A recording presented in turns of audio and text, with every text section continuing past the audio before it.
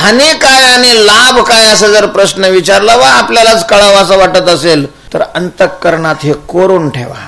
भगवंताचं चिंतन हा लाभ आहे आणि भगवंताचं विस्मरण ही हानी आहे. एखाद्याने पैसे डुबवणं ही हानी नाही, आपल्या विरोधातला खटला त्याच्यासारखा लागणं ही हानी नाही, एखादा आपला सप्त दुसऱ्याने बळकावणं ही हानी नाही.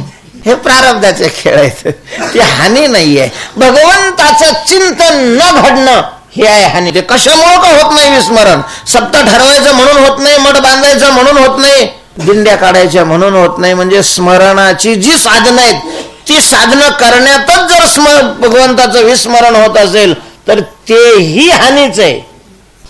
तेव्हा अंतरती पाय तुझे पाय मजदुरी. देवाचं चिंतन घडत नसेल, देवाचं विस्मरण होत असेल, काल सांगितलं मी, सगळ्यात मोठी हानी आहे महाराज.